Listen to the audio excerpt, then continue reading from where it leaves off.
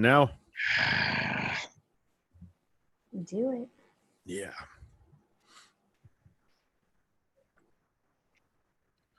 Speaking of, move this tab over here. You guys have such nice layered rooms, and I'm like stuck with a yellow wall and a closet. Yeah, my layered room is just the clutter in my living room. as I was gonna say, I have Baby Yoda and then a bunch of junk on a bed. All right, we appear to be live this morning. Luis. Not sure how much of an audience we're gonna. It's a holiday here, so lots of folks are doing family stuff and getting ready to grill some food. What? What indeed? I think the audio was on my little laptop. I was getting the thing up there. Jareen is here already. There we go. And Donna. Fantastic. So for those who are just joining us, well, there's all two of you. You probably know this is our friend Ash Gallagher, who is an author and friend of our show. She has been on. You may be our most frequently appearing guest over time. That's possible. I'm pretty cool like that. So are we. We're not cool enough to earn it, but we'll take it. So Ash has completed her book, Reckoning in the Rubble, about her awakening in Mosul, and I highly recommend you read it. I've read a bunch of excerpts. I have not read the whole thing yet. Ordered some books from Joni at the Paperback Exchange last year, and managed not to order your book, and I feel terrible about that. But we'll get there. We'll get there. So I know. So good morning, Ash. How are things? Or good evening where you are. How are things? Things are interesting. So I'm in Southeast Asia, and we've been under like movement restrictions. So there hasn't been an official lockdown, but for a while they had kind of a movement restriction, restricted train times, essential businesses open, and then they sort of loosened it, and now we're under controlled movement restriction, which is kind of like, I don't know, level 4, like they go down a level. And so a few more things are open, and you kind of feel a few things getting back to normal. Well, this past weekend was the end of Ramadan, so there's also a lot of activity going outside. In fact, at some point I expect you guys will hear fireworks outside my window. And so, there's a lot of that kind of stuff going on. But like most places around the world, calls for domestic violence have gone up. And we had a situation at the space that I'm staying, which is just an Airbnb apartment. The manager of the apartment, he lives here too, in kind of the master bedroom. And that, of course, had slowed down during all of this as far as other people coming in. But we had a young woman that appeared here before the weekend. I had actually initially assumed that she was maybe around 20 or 21, and come to find out she's 16. What I learned was that she had run from home, and that a friend, a family friend maybe, had helped her secure the place. Right. Well, it's been interesting because I've kind of stepped into a bit of like a mama role a bit for her, which is kind of interesting too, because I had the realization that if fate had been different in my life, I would probably have a kid about her age at this point in time. So it was kind of an interesting sort of energetic space for me, but it, kind of stepping into this role of trying to like figure out, okay, what do we do from here? Because you need a more permanent solution. This couldn't be a permanent solution for her. This was temporary. So I, tried to find out the women's the women's movement here. There is a Ministry of Women, and the Ministry of Women actually was formed this organization for this specifically, because in Southeast Asia, in the region as a whole, young women who end up on the streets, or they can be up to 70% are trafficked. Right. Into things like prostitution, and even prostitution that's legal in some of these places. 70% of them have been trafficked by a pimp somewhere. And so women on the streets, women leaving home is a very complex issue. I have friends who've actually reported on this extensively, and who've even been to some of the brothels in Thailand and things like that. And so my goal was to try and at least gear her toward that. The manager of the Airbnb, he understands that abuse happens in homes, I think, on an abstract level, but it's not something he's ever countered it directly. So it's been, I think, a little bit complicated. I know that he got very overwhelmed by the whole situation. She's a little on the wild side. She's had lots of her friends over. We had to try and create some boundaries around that and trying to, explain that this is, we can't do this part of it. This has to be a safety, but we need to kind of give you some agency here and help you actually create a plan. She ended up getting a job and then contacting the women's organization and asking them if they could support. I think she had only gotten as far as being able to secure maybe some financial support from them, but not a place to stay yet. She loses her phone. It's red here. It's the kids are out. They're celebrating. They're doing their thing. They're getting drunk. They're smoking. And they're doing their thing outside. She loses her phone. And today, on the search for her phone, the police picked her up. Her father had filed a missing persons report. Her father had told her over the phone that he didn't want her to come back home, but that's a BS statement, whether that's true or not. I did not know the extent of the abuse, but I certainly believed her when she told me. When the police came, it was very complex because this is a mostly Muslim nation, and the word of the father and the family is going to be taken over her. And in fact, at one point she said, he controls me. She was very scared of the word abuse. And of course the police turn around and say, well, that's not abuse. And I said, wait a minute.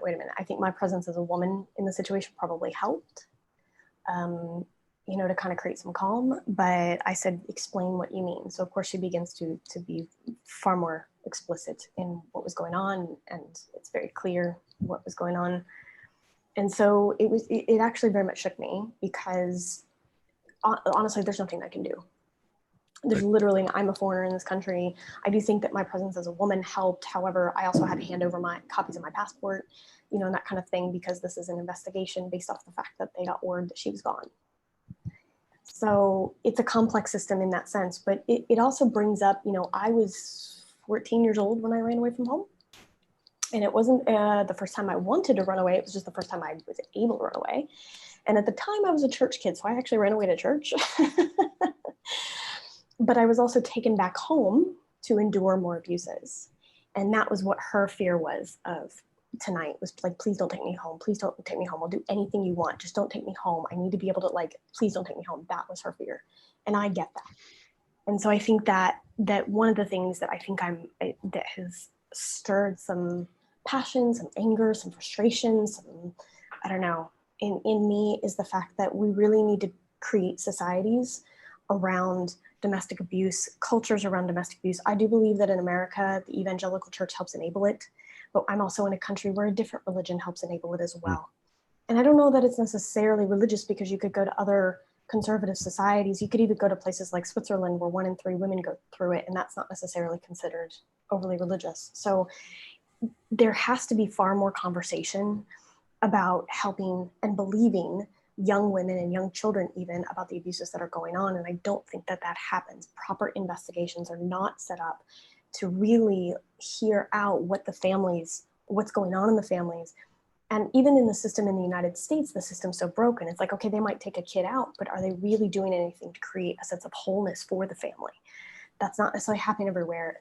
People fall through the cracks. And maybe Greg, because you've worked with lots of cases where there's been different things like this, but from my own personal experience to experiences, with others and listening to others, this is a conversation we need to keep having on I would almost say on a daily basis as a culture, because we can't continue to enable the home to be an unsafe place for people. And the fact that COVID-19 in particular has brought this up, that it's risen to the surface, that there's more domestic violence calls that are coming in, that people don't have anywhere to go, that they might not even be able to get to a room where they can isolate and call for help.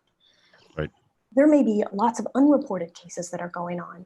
And so I'm just, I guess more than just getting the story off my chest is to really continually encourage communities to start really checking in on each other. If you know someone that you suspect, if you know there's a teenager who's having a hard time, check in with them. If you're like a family friend or a neighbor even just checking in with that kid and being like, how you doing? Everything okay? You seem down today. Maybe there's not abuse going on, but maybe there is. But if you give them the space to be visible, right, they're going to share what's going on, and then you can help maybe take the next step as a community to help. This girl we have no idea what's going to happen. You know, my hope, and I told the inspector that the head inspector was actually quite a nice fellow. The others were a little off, but the head inspector I had a conversation with, and I said, look, this is the hotline for that women's center. Please call them. I said, I would ask that you do that for her sake first before just taking her back home. I don't know the story entirely. You know, in a self-preservation basis, there's a lot that I just don't know, and that's probably better for me for the sake of being a foreigner. But at the end of the day, my hope is always going to be her safety. And I told him this, and I said, so my request is, you know, here, like I jotted it down for him, and I just said, this is the hotline number. Can you please call and see if she's already opened a case? I think she already has, but there needs to be more conversation around this rather than we've caught you, now we're taking you back. And they were like, because they had said, well, she's run away a bunch of times before. And I'm like, did you ever think that, you wonder why? so do you ever think that if she's run away, but what happens is unfortunately the patriarchal male dominated system paints her, well, she's trouble. Right. She's wild, she's trouble, she's a party girl. And it's like, but maybe there's a reason for that. Yeah. Maybe there's a reason for her acting out because something else is going on. So literally this happened like an hour before we started, and I've been kind of sitting here like munching on apples and just like just mindlessly looking at my computer going, okay, like what, you know, kind of breathing it out a little bit. But I think that this is just a passionate conversation that I want to continue to sort of encourage within the communities across the globe, because this is an issue. There's your fireworks. Was that fireworks? Yeah. Tell the difference. Not that I like them, but you know. Oh, so I want to back up for just a minute to the idea of evangelical Christianity and the religious beliefs where you are contributing here. That's overwhelmingly accurate in my observation here, and it's not just evangelical Christians. It is conservative religious views that support patriarchal dominance in our society at all costs. Like, you know, until and even here, where we think of ourselves as sort of enlightened and broad-minded, until the 1970s, you know, the victim in a rape trial was not the rape victim; it was the parents, it was the father, it was the family, it was damaged goods, right? So, you know, and that was a widely held view that who was damaged was what was damaged was the value of the victim in some circumstances. And when we think about, you know, bride prices and dowries and things like that, when we think about even our marriage traditions, you know, one of the I ask men this all the time, who gave away your you know, the bride at your wedding? Oh, well, her father. Well, who gave you away? What? Like, that only happens, you know, in the context of women's experience, and that's about women being thought of as chattel or property for centuries, and it's across all sorts of religious views. So I would say that, like, what you see in Switzerland, when you mentioned Switzerland, you're right. It's not directly religious, but it is still, you know, Switzerland has a cross on their flag, right? So there is still a deeply entrenched view of authoritarianism in that way in Switzerland. So what shaped that authoritarian part of their culture is undoubtedly their Christian religious views, you know, in the past centuries, even though that's not currently where Switzerland is. So, but that what always survives is the authoritarianism.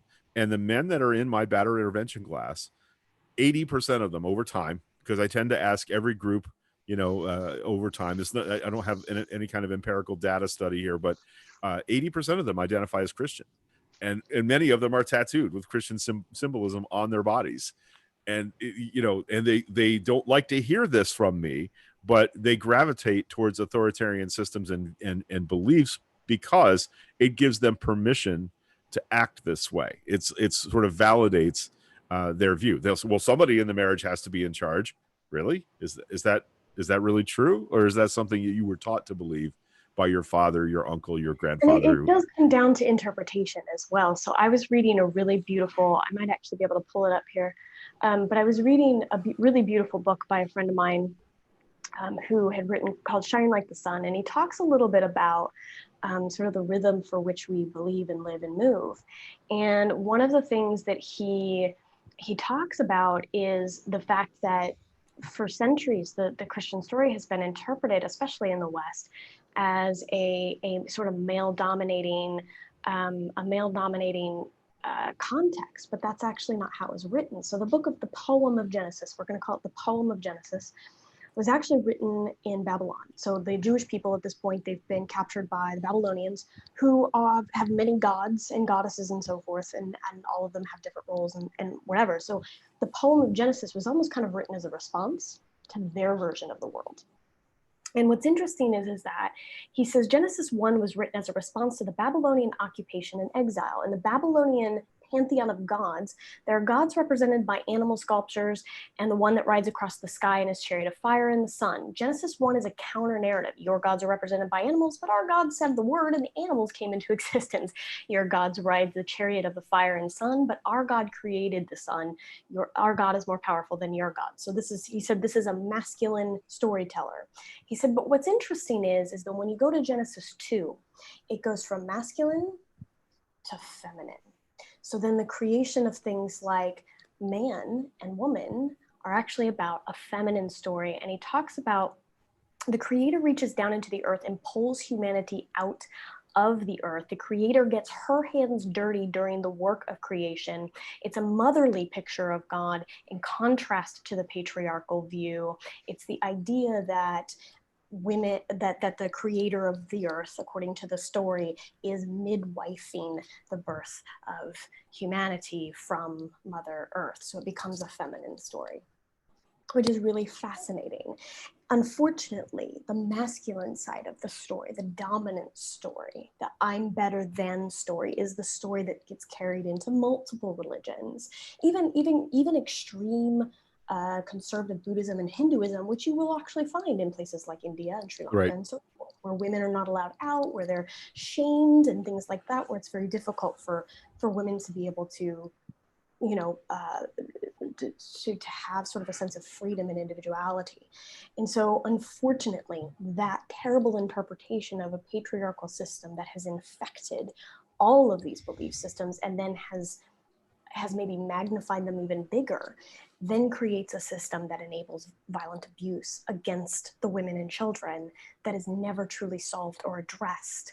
And we continue even in the 21st century to not, we see it as archaic, we see it as over there, but we're not realizing just how real it is in our modern age. Right. I do find that my younger clients, and I would say that there's a soft line. There's not a really stark dividing line, but my clients that are under 35 years of age, say over the past decade, have tended to be more amenable to the idea of changing their belief to make themselves and their families safer. Not all of them, certainly, and not all of the ones over 50 are more violent. Not all of the ones under 35 are more soft-edged, but they're willing to hear that there may be another way to look at their relationships. And it's important that, this is an incredibly long, slow process. I tell everyone that graduates my class, I hope I never see you again. What I want to show up for work one day on a Wednesday and be told, yeah, we got nobody in our groups. Everybody's all better. But for a decade now, that has not come close to being true. Now on the ground, what the problem that we're seeing right now is that the courts are closed here. Nobody's going to court right now. So I have no doubt that men are getting arrested for domestic violence, but we're not going to have a client surge until the courts reopen, because they have to be assigned to a BIP class. Nobody, in the last decade, 2 men that I can think of strictly on their own. Not their lawyer told them, not their case manager told them, not the judge told them, showed up and said, I need help with this. I'm hurting my wife and I need to stop and I don't know how. Only 2 men out of the 1,000 or so that I've probably seen in that time frame.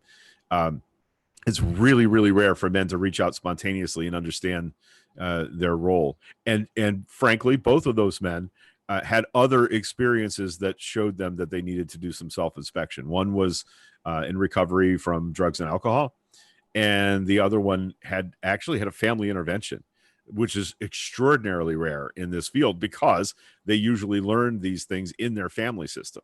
And it turned out that he had some pretty heavy mental health diagnoses, and his family recognized that that was making it impossible for him to do the kind of self-inspection he needed to stop the behavior.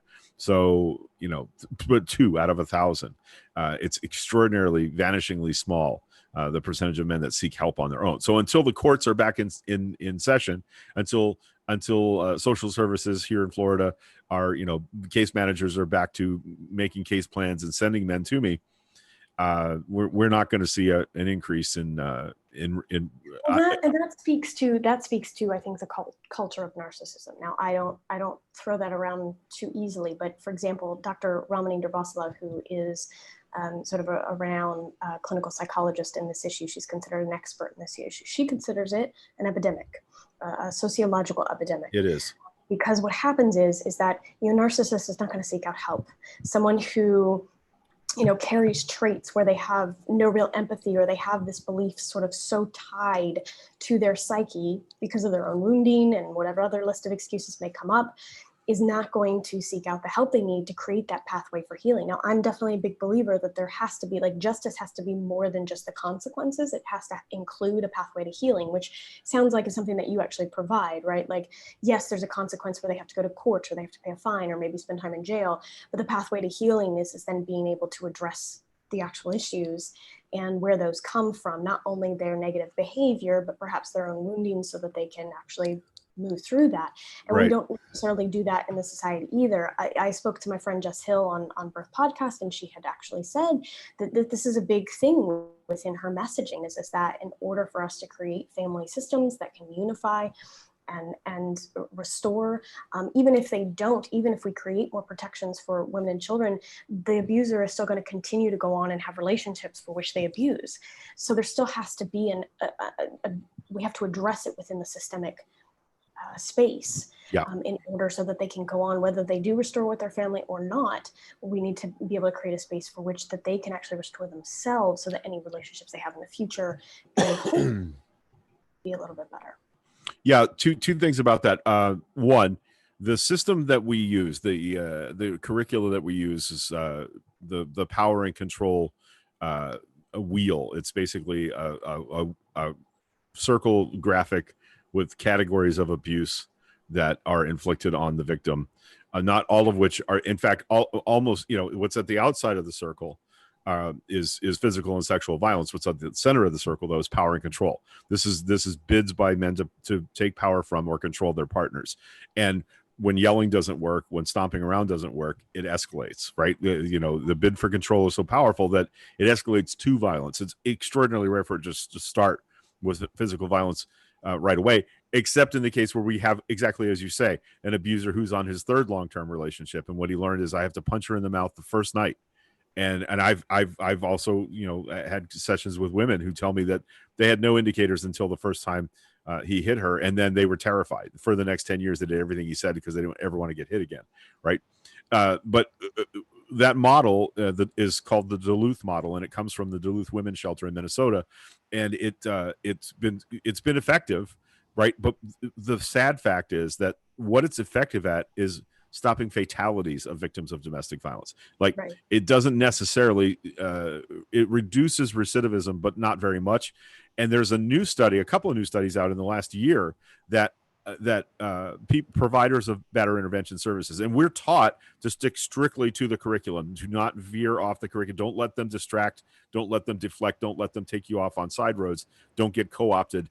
BIP facilitators, we have to say, no, at the end of the day, we can laugh among ourselves about our foibles, but if the perpetrator is using that laughter to sort of get us off track, and they do, then we have to be really harsh in bringing them back to the table. No, you're in this room because of your behavior, not because all women are crazy, or because that's she hit me too, right? The minimizing, denying, and blaming is actually part of what we're trying to get them Absolutely. broken And through on. there are narcissistic women and there are abusive women as well. Certainly, I understand that. I mean, this particular girl tonight was also afraid of her mother, and I've certainly, Right. known of women. And so the idea of sort of this narcissistic abuse that occurs in women as well, whether or not they're physical, it may be different. Maybe it might be more emotional, or it may be more, it's not always physical. It can be, but it's not always. Where we land on that is the fatality rate.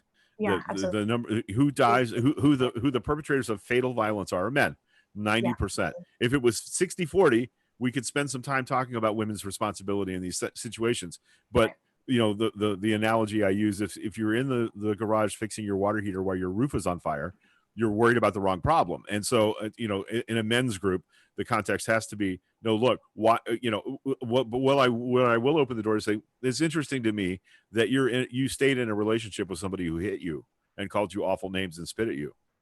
What's going on there? Why would you stay in a relationship where you're treated that way? Right? Because on some level, you think that's appropriate. That's what has to happen in a relationship. That also goes to just, there are many reasons that a person who stays in those relationships to stay in those relationships for a myriad of reasons. And, I got out of a conversation with the other person the other day who was like, well, everybody's got a choice. I mean, you have the choice to leave. I'm like, yes, but not really. There's always a yes, but, and you have to understand what is choice. Well, you actually say that very well in the sense, you may not feel like you have that choice because of how heavy the control is, or the circumstances are, or however bad the abuse is, or maybe there's other circumstances, like there might be children, or there might be, whatever. There's a whole list of things. One of the things that Dr. Dervasula does is she says, I'm not going to judge somebody who doesn't leave. In fact, I'll do my best to give you some coping mechanisms for the moment. I encourage you if and when you can, but here's what you can do for now. Right. And that's the thing, is because I think what ends up happening is, until most people just don't even have a coping mechanism, and therefore how can they have the awareness that it's even possible to get out? They have to have the awareness of what they can do just to get through the day before they can even decide whether or not leaving is something that can happen on an emotional level, on a mental level, on a physical level. No matter how extensive the abuse is, the person who's receiving it, the person on the receiving end, has to be given the strength and the permission to be able to do that with less fear than what they begin with. Exactly right. They're so great that's what keeps them there. Okay, so I'm going to screen share something for you guys, and what I want you to look at. Oh no, I shared the wrong one. That's sorry. I need a second here. Gosh darn it. What I was going to show you is that economic abuse is actually part of the power and control wheel. Economic abuse and isolation are things that are, part of the problem. It's part of how perpetrators of domestic violence, and primarily we're talking about men's behavior here. These are the things that men are taught are appropriate ways for them to be in control of the situation, and they are taught these things. So look at the left-hand side. Using economic abuse, preventing him or her from getting a job, making her ask for money, giving her an allowance, taking her money, not letting her know or have access to family income. And on the other side, isolation, controlling what she does, who she sees, who she talks to, what she reads, where she goes, moving her away from her support system, moving her away from her family who might intervene and help. Those are all practices of power and control that are part of the actual curriculum that we teach. So yeah, the idea that women go, well, why doesn't she just leave him? There are a lot of reasons why women in this society, at least, don't make equal pay, don't have equal opportunity, do not have a way to leave. And furthermore, because police agencies tend to be authoritarian systems, they are often not believed or not helped out of the situation. Sometimes they are, but I hear a lot of stories from victims who tell me the police officers were not interested. Well, you guys just have to work this out. If we have to come here again, somebody's going to jail. So police are often unwilling to do the social work necessary, and I get that. I get that that's not their job, but we put law enforcement in the position of being the arbiters of that, on that critical day. So, but I want to go back for just a quick second. There were two things about what you were saying that were important. The second one, I said, the Duluth model is the model that we use now. And we have a little bit of recidivism effect. We have a big effect on fatality in domestic violence, intimate partner violence. But there's a new study out. There are 2 new studies out this year that tell us that integrating the ACEs score, the adverse childhood experiences score that we've talked about on this show. Corey's actually posted, or is one of his TED talks that he's going to show during his 100 talks in 100 days is the one about the ACEs score, adverse childhood experiences score. If you manage to integrate that into a batterer intervention program, recidivism goes way down. Like there's a really big effect here. And that's basically helping people identify that where they are right now is often based on trauma that they experienced as a child or as a young and developing adult. And that's a big deal. It's a thing that we should be doing in clinical medicine every day that we don't. But I found it really interesting that, and I talked with Roseanne, my boss is also my mom. We had to talk about this the other day, and I showed her a link to that study, and she says, that's what you've been doing for the past 5 or 6 years. And it's true. I introduced an ACEs module just as a way of showing them, look, the person that you're in a relationship with may seem chaotic and damaged and angry to you, and maybe that's why there's violence between you.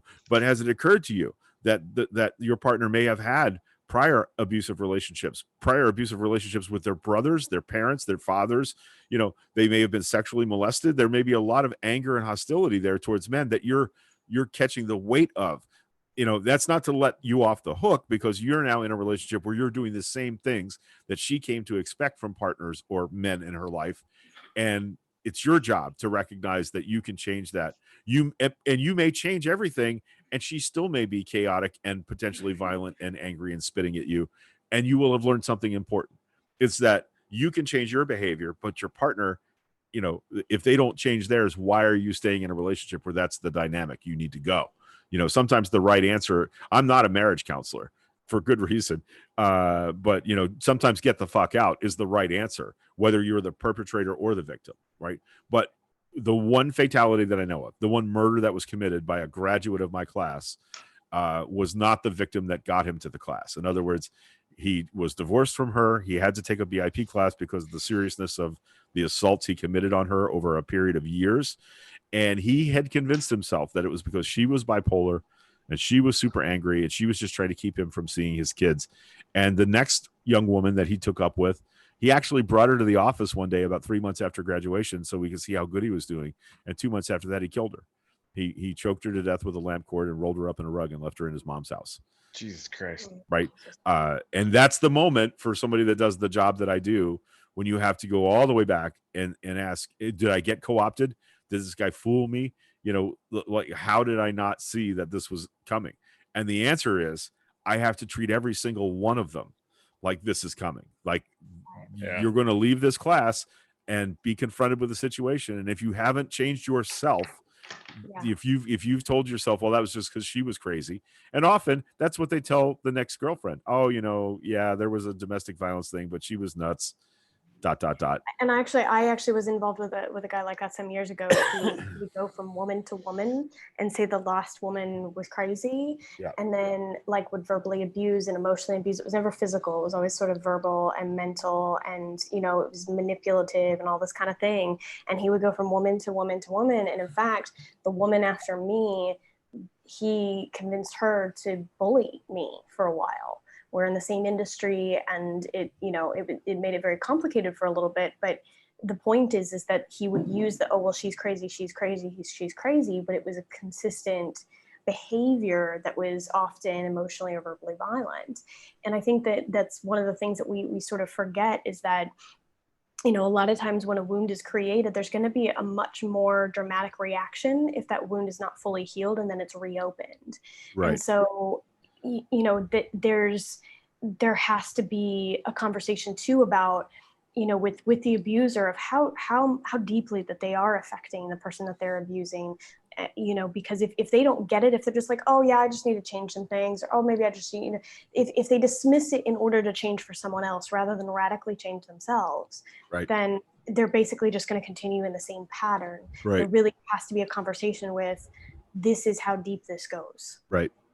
Yeah, and there are some pet responses that I hear that are, like, I don't know, sort of profiling in a way. Like, you're looking for common characteristics. When a man says to me, oh, well, we got to stay together for the kids. Right. That's a religiously grounded view. That's almost inevitably that's from their religious teachings. And I don't want to bang on religion in this context, because I do have atheists in my class. I do have people from other traditions in my class, and ethnicizing their abuse. Well, she's Puerto Rican, so she's really hot-headed, right? Or, well, I'm from Korea and we do things differently there. Like men and women both will always try to like almost regionalize their violence. They'll say, well, we're all that way in the Ukraine, and I've heard that about every region of the world. I've heard that from people who are from Africa, from Asia, from Europe, from everywhere. Yeah. Oh well, we're Latin, so we yell all the time. Well, interesting that you try and put some cultural emphasis on that. That's not the way it has to be, right? It can be different. Gail I'm reading the comments, and Gail has a really great question here, and Fred has the absolute solution. Consequences and healing after the fact is important, but what needs to be done to prevent this violence against women from ever happening in the first place? Education, economic power. What else? That's it. That's essentially it. And UBI, universal basic income, would be a game changer, because it would allow women the agency, regardless of their employment situation or childcare availability, to make a move, to take care of themselves, and not to fall into the trap of feeling like they're being taken care of by a man who then turns out to be, like an abusive honeypot. So, well, and that is the thing. I think economic is a huge thing. There definitely needs to be a plunge into the economic system. I think education, more than just like communal education, it needs to be happening in the schools as well. I mean, there has to be far more safety precautions to investigating with children what's going on, and in situations where there might be legitimate suspicions. Unfortunately, I went to a church where the culture, again, just didn't even really believe me. So, and I didn't even know how to tell them at 14 years old. How do I tell this pastor that this is actually what's happening? Like, I give him this window of the fighting, but I can't really like explain the whole story because I'm too scared. And then I'm still taken back home, and there's no even people who may not be trained clinical psychologists being able to just have cultures for which will say, asking the right question, especially Right. the young person, to get them to talk in the first place, and assure them that, and that was, I think, my attempt with her. Again, I'm no expert, but my attempt with this young girl was, can you tell me what happened? And giving her permission to say whatever she needed to say. She only gave me a little bit. That's all I could push her to do. But what I did was I got enough to believe her and say, okay, so here's what we can do to create a plan for you. When the police came, they weren't interested in hearing anything she had to say until I actually stepped in and said, well, let's break down what's going on here, because if she's run away this many times, maybe there's more to this story. And as a woman, I'm going to have a tendency to care for the young woman. So can we find out a little bit more? And so once I did that, it gave her the ability to break down, this is what happens. This is what happens. This situation happened. This situation happened. Because in the beginning, they weren't willing to listen. They were just willing to yell at her almost on behalf of her father and say, you've run away. We've tried it. We've had to bring you back more than one time. We've got this, that, and the other thing. There was this constant battling. And it wasn't until we sort of calmed it down and said, and I spoke to the inspector, who, again, I think the head inspector was actually quite a decent fellow. But I think that once I kind of said, look, we need to let her explain, because that's not happening. Once we did that, we bring in her story, and hopefully, inshallah, my prayers is that when they took her, that it results better for her. But I think that's the thing, is there's no room for a young person to say what's really going on, whether they're watching the abuse or being abused themselves, because kids who watch abuse are going to be deeply affected as well. But we don't have those conversations. So I think my advocacy in all of this is permission to be visible. Right. I want to say how there's two things. First, it's incredibly brave of you, living in the culture that you're living in, to step up on behalf of a young woman. As a woman who is a foreigner in that country, to step up takes some bravery. It takes some guts. So there's that. So just accept that. But my disappointment at how few brave men there are compared to the number of brave women that I encounter who rescue themselves and others from abusive situations. Men do not step up. And what we need is more good men. We need more men who challenge their friends, their peers, Fred, we're talking about teaching empathy in schools, and Fred Eater in the comments makes the point that we need to be teaching empathy everywhere. And that's exactly right. There's a reason why my circle of male friends is basically Corey and Dino and a couple of other dudes. And that's because I am that challenging friend. I'm that friend that sees abusive behavior and says, hey, what is up with that? And men who are abusive know what I do, and they avoid me. They make a point of not having deep fireside conversations with me because they know that I see them, and that's a thing. Poorly empowered masculine, the poorly empowered wounded masculine, will always pound his chest to be an authority over the situation. And one of the police officers was not willing to listen to me. He kept kind of coming at me like, you do what I say, this is my, and I'm like, all I want to do is have a calm conversation right now so that we can figure out how to best help you and help her. Because I said, I'm going to side with her. You don't know her, I know her family. I'm like, fine, but we need to let her speak her space around this. Right. So and that's him being saturated in an authoritarian environment in his work. And, the last time I looked at the statistic, 0.3%, 0.1% of all police agencies in the United States, from local police constabularies to federal agencies, have women as chief administrators or chiefs or sheriffs. What's up with that? Is the moment I said Ministry of Women, they all stopped and listened. Because the Ministry of Women here is actually it's a smaller ministry here, but it is supported largely by Muslim women in this country. Good. It's supported by women who created a small organization that has like phone numbers and WhatsApps and keeps everything confidential and helps is according to their site, is one of the larger organizations that ends up. But the moment I said it's supported by the Ministry of Women, it was like they stopped. Good. That's interesting. It's all fun and games. So you start banding together and fucking messing shit up. Yeah. But you know what's really interesting to this, and I want to kind of bring Corey into this too, in because I know Corey. I'm letting the experts talk. Like my whole thing is like, people should just be way cooler, and like that's where my expertise sort of drops off precipitously. You started a conversation, I think that actually ties into some of this, right? And that is, we started a conversation in recent days about body shame. And it's for women, it's for men, it's for LGBT, it's for racism. It's the core of almost any major discriminatory systemic problem within our cultures is you can basically, it's this interpretation that the person's body, that what they do with their body is wrong. And it doesn't necessarily have to be sex. It can just be the way they look, not wearing a hijab, or wearing a hijab, not wearing this, doing that, not, smoking, not smoking, like whatever it is, there's this element of whatever you're doing is this great evil that comes from the expression of your body. And I think that is actually a deeply important conversation in all of that, because ultimately, what are the abusers abusing? They're abusing someone's body, even if it's verbal and emotional abuse. Both of you, I think I've introduced you guys to Dr.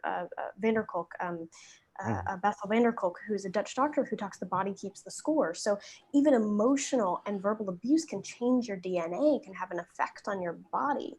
And that's the thing is we don't realize the intimate relationship that we have with our bodies. The way that triggers are created, the way that fears are created is all through the expression of this flesh and blood. And so no matter what you believe or what background you come from, that's just science. And I think that's the thing is body shame is at the root of really all of this, of control. Yeah, I got nothing. I mean, that's I'm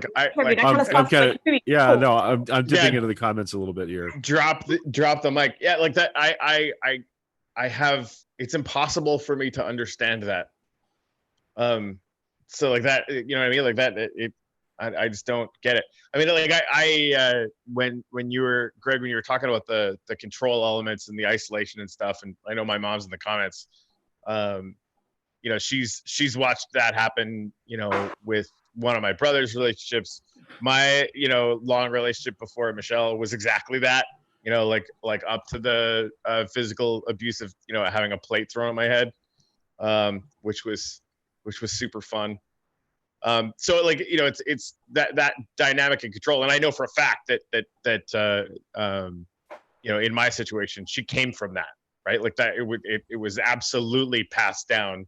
And I wasn't playing. And that actually made her like way more angry because I wasn't fitting the pattern, which was super weird. But yeah, do I remember that there was a threat to have you deported in there? Oh yeah, right. And that's actually right on the power and control wheel. That is an absolute. No, I wasn't able to get work. But when I finally started playing music, and she started sort of losing control that way, she just started fucking going crazy. Yeah. So that's what happens. It escalates from a simple bid to control another person to more and more complex and violent measures. And when we define violence, I want to make sure that we say this, that the Gandhi definition was anytime you impose your will on someone else without their consent is an act of violence, right? So that doesn't necessarily mean hitting people or pulling their hair or smacking them around or throwing things at them. Basically, if you're trying to control them without their consent, that's violence. If we're going to listen to anybody's definition of violence, I think Gandhi is probably a pretty good place to start in the understanding of violence versus nonviolence and change. So I want to go back to something that Gail asked. I totally agree. Oh, wait, where was it? It was something else. About will UBI help take care of this? Sure, where UBI exists, most of those countries will never have UBI. Okay, but empowering women to have their own economic means and agency is what we're talking about. Whatever the mechanism is for that, the mechanism that we're landing on in the richest country in the world is we just pay people to exist. We decouple work or productivity with value and or we just like basic provide value, basics, right?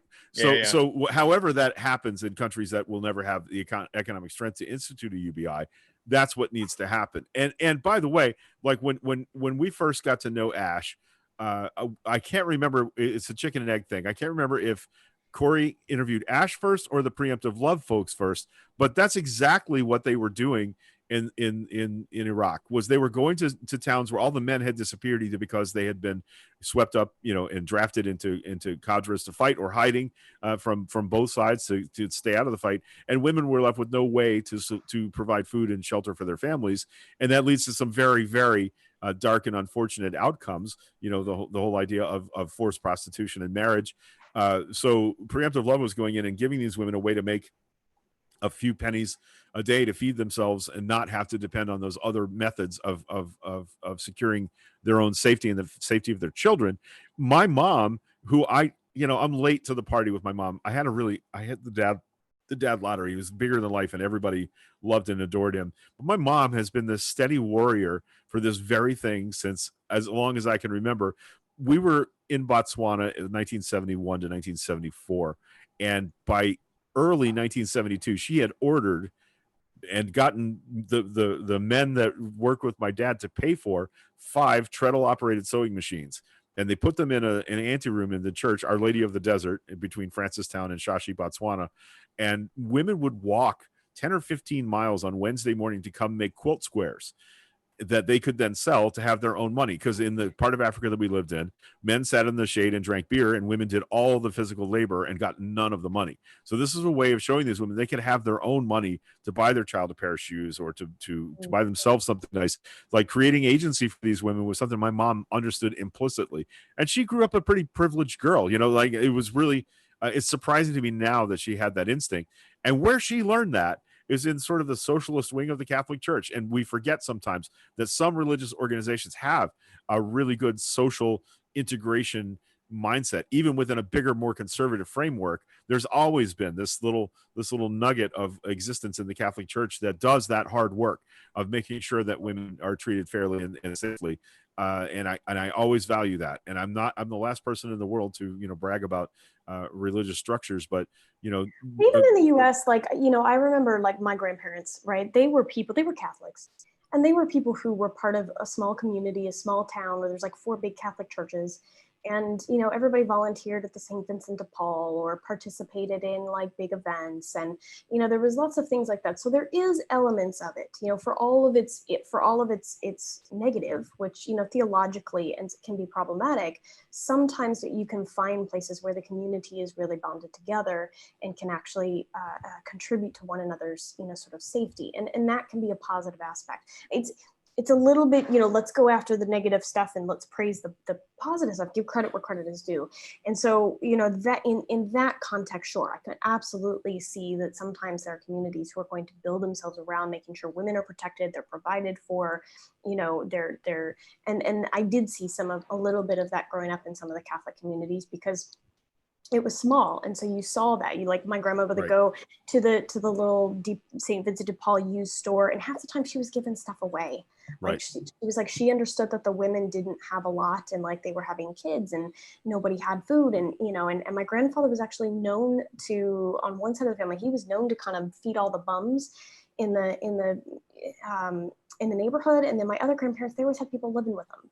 So there was, they were always kind of taken in the orphans, kind of the community orphans a bit. And so there is an element where if we could create that value and we can adapt it in any system, then we actually have a much better chance at creating protective systems that will not only heal people, but protect people, making sure that those who've gone through abuse actually have an opportunity to to be able to stand on their feet. And like you said, I love the phrase, have agency and empowerment over their own life, and that's something that in a lot of these countries, at least that I've traveled, you don't see as much of that. And so there is almost like a new feminist movement I do see sometimes in the Middle East and even in Southeast Asia that is saying, okay, we need to do something to be able to help so many of the women who are either completely left alone or have no other outlet. And it's not big right now, but it's you see sort of the small remnants of it underneath the surface, and we need to continue to do that in our own communities too, because people think that, oh, it happens way over there. No, it's happening in the United States too. We just need to take the lessons that we see and we need to apply them, and create a much better safety net when it concerns how we shame others, how people are abused, and then how we rescue them and then give them agency of their life from that point forward. So now everybody in the world is learning why we love having Ash Gallagher on our show on a frequent and ongoing basis. So you make us think. Thank you. Sorry, I had to kind of I hadn't actually planned on much of this. You were like, hey, so what are we talking about tonight? And I'm like, well, this just happened like 5 minutes ago. So well, this happens to us too. Like sometimes our daily life impedes on what we're going to talk about, and it turns out to be some of the best conversations we have.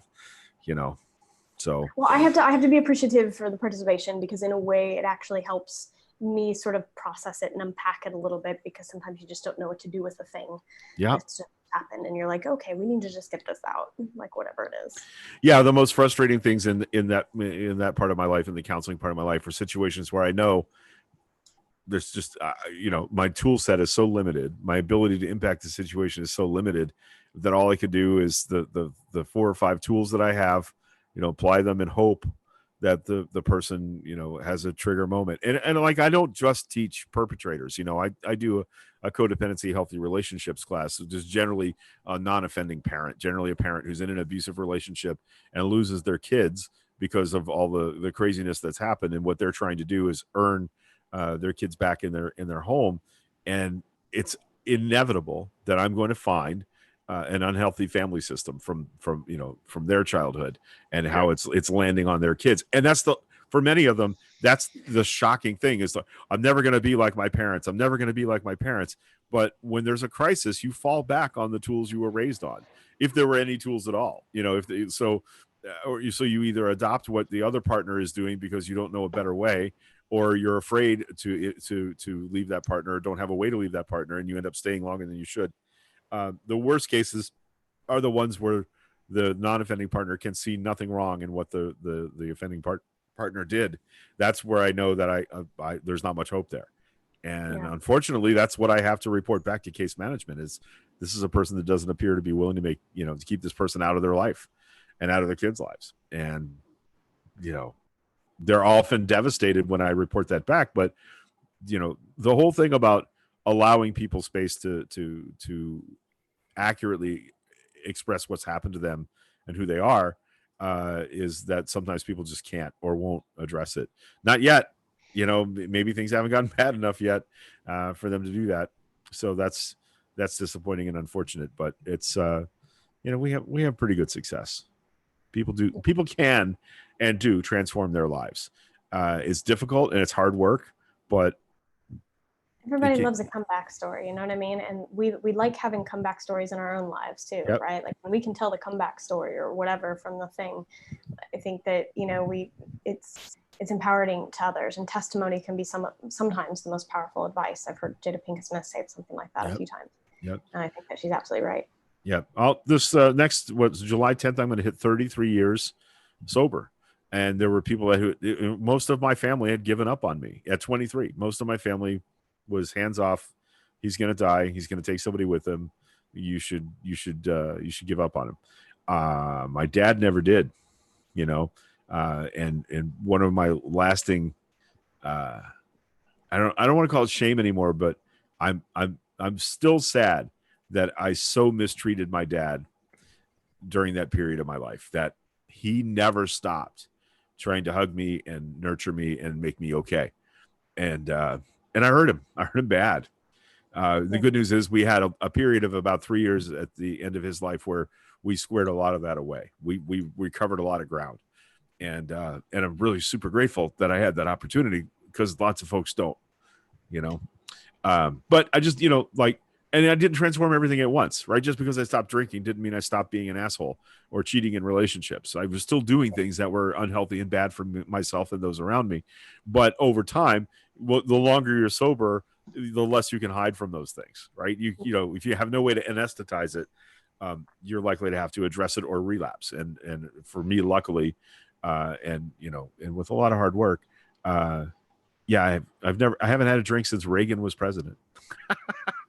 I've never had a wine cooler. I've never had flavored vodka. I've never had a Smithwick. You're not missing anything with that shit. I've never had a Smithwick beer, my family label. I've never had one. It wasn't available in the U.S. when I stopped drinking.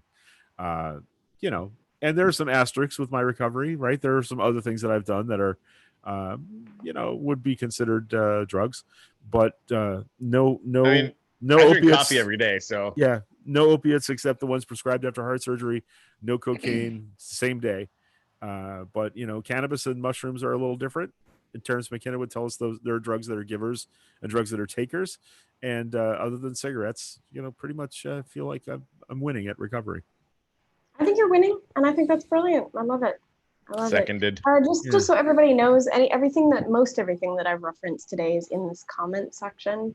So any of the doctors or clinical psychologists or books or anything that I've kind of referenced within the course of my rambling, I think I've put most of them in the comment right section. And I'm going to drop in the link to your page with your amazing book, so people can go and buy the copy. AshGallagher.com/book. And then I also, if you guys hop on YouTube to my channel, which I can put my channel in there, I do put my podcast both on like Podbean, iTunes, but it's also on YouTube, which everybody's on YouTube anyway, so podcast goes there. And you guys can check out Birth Podcast. I've had some brilliant conversations with some really beautiful people. Everything from yogis to pastors to a woman named Jess Hill, who also, we spoke about domestic violence. So everything we've been talking about today, if you guys pop onto that episode, we can expand. She actually does talk about what Greg mentioned, the Duluth model. I think we mentioned it a couple of times in the space. And so all of that stuff is there for you guys to check out and whatever, keep the conversations going. Beautiful. All right. We would love it if you are in the comments, if you would hit like and share back to your social media platform of choice, so other people can benefit from the amazing wisdom of our friend Ash Gallagher and, our charms and good luck. So that'd be cool. We would love that. We're back Wednesday. Wednesday's an exciting day. Ash, you know what's happening on Wednesday? What? Do tell. Americans are returning to manned spaceflight. We're launching, SpaceX is going to launch 2 astronauts from the Cape to the International Space Station. So we're excited about that. Fabulous. All very exciting. Yeah. So that's going to happen in the afternoon on Wednesday. So we're going to do our normal show on Wednesday morning, and then we're planning to live stream from about 4:15 live on Facebook to cover the launch and maybe the recovery of the first stage. Sometimes they show that, sometimes they don't. But it's super exciting. And so big day on Wednesday. That's our next show. And I'm going to go right now. Donna and I have been invited over to my girlfriend Mishi's house for steaks and shrimp today. So we're going to go have a little feast over at Mishi's house. And yeah, that's my holiday. Excellent. Well, enjoy that. I'm going to probably just do a little bit of work until I fall asleep because it is typically 11 p.m. here. So, and I'm just catching up on Barry, which, by the way, I've just started it, and Barry's great. Really, a great show. I am loving it. I'm only like 3 or 4 episodes. Oh, also for all of you who don't know, there's this really great childhood book called James and the Giant Peach. And Taika Waititi and a group of celebrities. He's actually, he did Jojo Rabbit and Thor, one of the Thors. Anyway, he has gotten together with a bunch of celebrities and they are reading from chapters of James and the Giant Peach. Nice. At 1 p.m. Eastern time today, I think is their next episode. They're doing like, 2 or 3 chapters at a time. It's the most beautiful thing that has ever hit the internet. So I'll tell you what, I watched a movie last night that I knew about, but I'm not sure why I had never watched it. Sometimes I find like apocalyptic fantasy movies a little much, but I watched Snowpiercer last night. Have you guys ever seen Snowpiercer? Oh yeah, I've seen it a bunch of times. Shit, yeah, it's so crazy. It's good shit. There's a show starting out now that that's based on that as well. I haven't seen any of that, but yeah, the movie's great. I mean, it's just anytime you can just see a tiny little microcosm of how ridiculous society is. Right. It's but the same director that did writer and director that did Parasite, which won the Academy Award. Oh, really? Year, right? Yeah. I did not know that. Yeah. I started watching that movie and then stopped but I need to get back into it. So thank you for that. There you go. All right, guys. That's going to do it for our hashtag coffee adventure for today. Thank you so much, Ash. We really appreciate you staying up late and joining us. I'm glad you could get that out a little bit. It's always a great conversation. We always end up talking about domestic violence when you're on. Not sure what's up with that, but maybe it's just the conversation that right now is deeply needed to sort of rumble under the earth and shake and change and shift because, Yep. All right.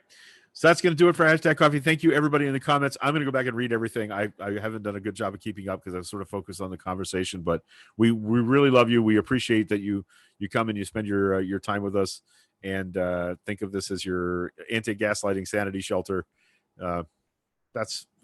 Some days we ask why we're doing this, and that's the answer is we love that we can make your day better. So yeah, that's it. Everybody. All right, going to end the stream now. Love you guys. Sasquatch